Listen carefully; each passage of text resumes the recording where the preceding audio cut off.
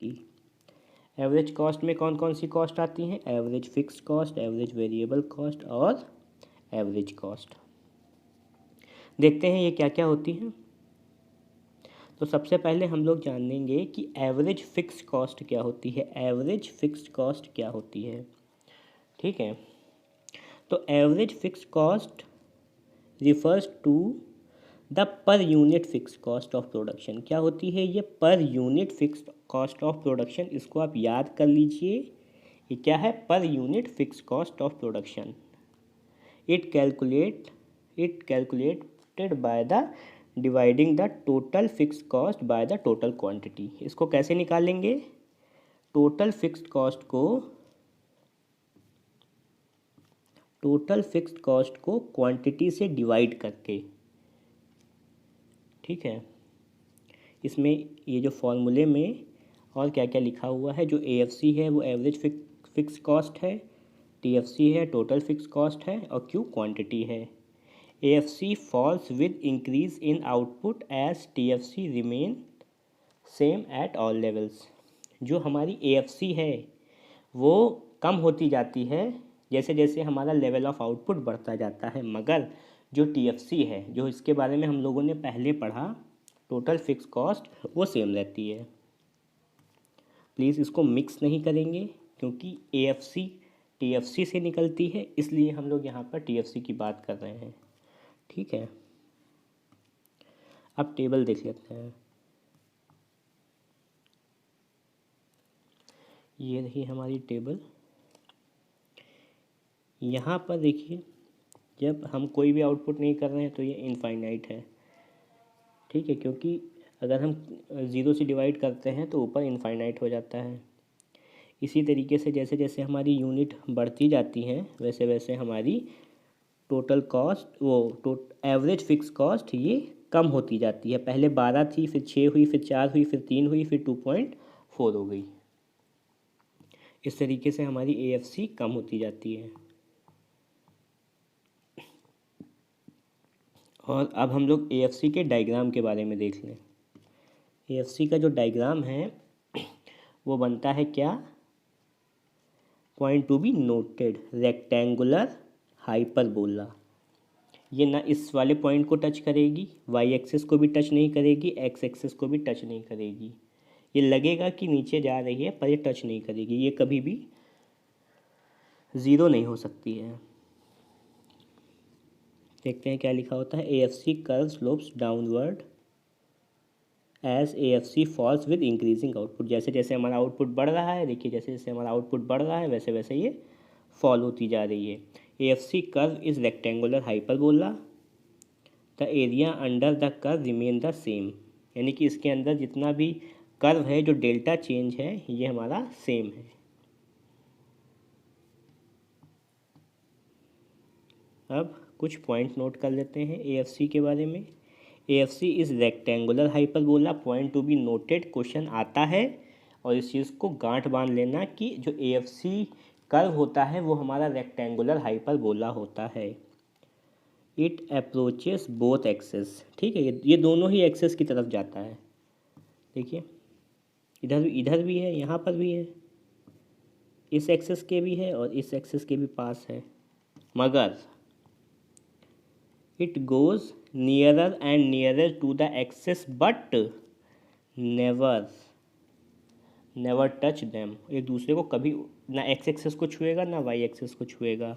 अगला point, AFC can never touch X axis और TFC can never be 0। जो total, ये क्यों नहीं छूता है? ये दोनों ही एक्सेस को क्यों नहीं छुएगा? क्योंकि जो हमारी TFC है, टोटल फिक्स कॉस्ट है, वो कभी 0 नहीं हो सकती ना। अभी हम लोगों ने पीछे वाले वो जो टेबल थी उसमें देखा कि फिक्स कॉस्ट हमारी 12 रुपये सारे ही सारे लेवल ऑफ आउटपुट पर थी।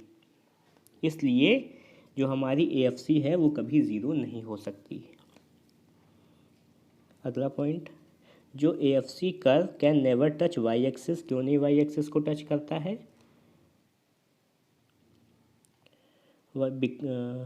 Because at 0 level of output TFC is positive value, जो TFC है वो हमारी पॉजिटिव वैल्यू है of and any positive value divided by zero वो इनफाइनाइट हो जाएगी। तो अब 2 पॉइंट आपको याद करने वाले हैं, यहाँ पर देख लीजिए, X axis and Y axis. X axis को क्यों नहीं छूटती, क्योंकि वो जो TFC है वो कभी ज़ीरो नहीं हो सकती, ठीक है, वो कभी ज़ीरो नहीं हो सकती TFC, इसलिए नहीं छूती है। वाई एक्सेस पे क्या होता है, जब हम लोग उसको वो TVC को जब हम लोग डिवाइड करते हैं ज़ीरो से तो वो इनफाइनाइट हो जाती है, इसीलिए वो हमें इनफाइनाइट वैल्यू देगी। तो ये आपको क्लियर हो गया कि जो हमारी AFC होती है वो रेक्टेंगुलर हाइपरबोला होती है और किसी भी एक्सेस को टच नहीं करती है। आगे देखते हैं। अब हम लोग बात करेंगे एवरेज वेरिएबल कॉस्ट की। एवरेज वेरिएबल कॉस्ट क्या होती है, सीधी सी बात है, ये जितने भी हम एवरेजेस निकाल रहे हैं उन सब में हम लोग टोटल में से क्वांटिटी को डिवाइड कर रहे हैं। अभी हम लोगों ने एवरेज फिक्स्ड कॉस्ट निकाल ली, टोटल फिक्स्ड कॉस्ट में से हम लोगों ने क्वांटिटी को डिवाइड कर दिया। यहाँ पर एवरेज वेरिएबल कॉस्ट निकाल रहे हैं तो भी हम क्वांटिटी से डिवाइड कर रहे हैं। अभी हम लोग एवरेज कॉस्ट निकालेंगे या एवरेज टोटल कॉस्ट निकालेंगे, उसमें भी हम लोग टोटल कॉस्ट को क्वांटिटी से डिवाइड कर देंगे। तो जो average variable cost refers to per unit variable cost of production, क्या है, per unit variable cost of production. Average cost को हम लोग पर यूनिट कॉस्ट भी बोल सकते हैं। It is calculated by dividing TFC by the total output. फॉर्मूले में क्या है, AFC एवरेज वेरिएबल कॉस्ट है, AVC total, TVC total variable cost है, Q क्वांटिटी ऑफ आउटपुट है, AVC average variable cost initially falls, क्या है, देखो यहाँ पे नीचे गिर रही है, initially falls with increasing output. जैसे जैसे हम अपना आउटपुट बढ़ाते हैं ये फॉल होती है, जो हमारी एवरेज वेरिएबल कॉस्ट है वो फॉल होगी। Once the output rises till optimum level, कब तक ये फॉल्स होगी, जब तक ये हमारा आउटपुट ऑप्टिमम लेवल पर पहुंच जाएगा तब तक ये हमारी एवरेज वेरिएबल कॉस्ट फॉल करेगी, और ऑप्टिमम लेवल के बाद हमारी एवरेज वेरिएबल कॉस्ट बढ़ने लगेगी, ठीक है। और जब ऑप्टिमम लेवल के बाद AFC start rising, it can be better understand by the help of diagram and table. Okay, यहाँ पे देखिए, ये जो हमारी अभी आउटपुट ज़ीरो है तो सब कुछ ज़ीरो है, एक, क्योंकि हम लोग वेरिएबल कॉस्ट की बात कर रहे हैं, तो जब हमारी जो वो टोटल वेरिएबल कॉस्ट नहीं बनी और कोई भी यूनिट भी नहीं बना तो वो ज़ीरो हो जाएगा। तो जैसे जैसे हम अपनी यूनिट बनाने लगते हैं तो हमारी एवरेज वेरिएबल कॉस्ट कम होती जाती है। यहाँ पर देखिए कम हो रही है, यहाँ पर ये ऑप्टिमम पर पहुँच गई, उसके बाद ये 2 पॉइंट है, यहाँ पर हमारी जो एवरेज वेरिएबल कॉस्ट है ये बढ़ने लगेगी। तो ऑप्टिमम लेवल क्या होगा इस फर्म का, कि वो इस वाले आउटपुट को बनाए, वो 3 ही यूनिट बनाए तो उसको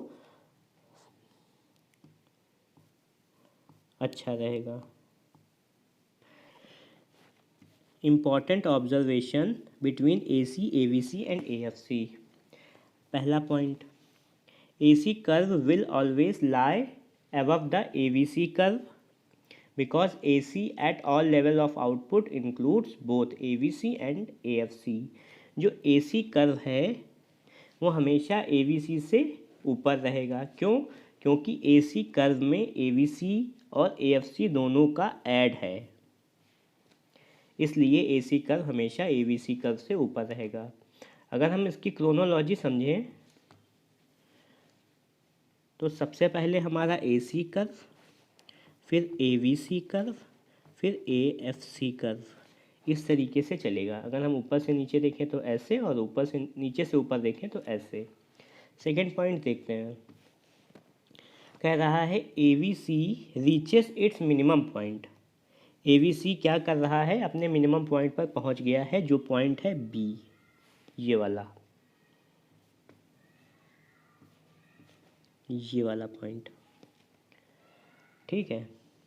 ABC reaches its minimum point at point B at a level of output lower than that of AC point A।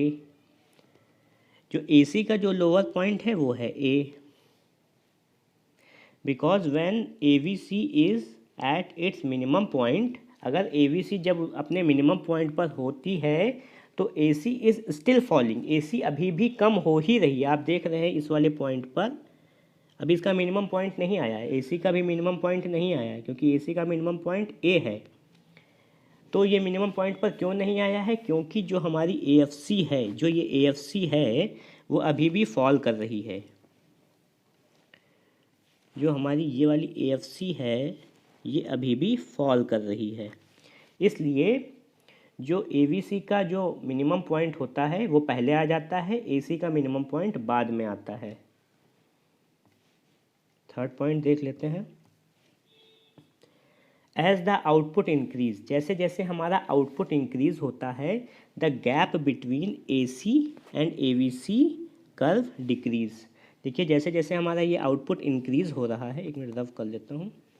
जैसे जैसे हमारा आउटपुट इंक्रीज हो रहा है वैसे वैसे आप देख रहे हो कि इसके बीच का ये जो गैप है पहले तो बढ़ रहा है, उसके बाद ये गैप हमारा यहाँ पर कम होता जाता है, ये गैप कम होता जाता है, ये वाला जो गैप है ये कम होता जाता है।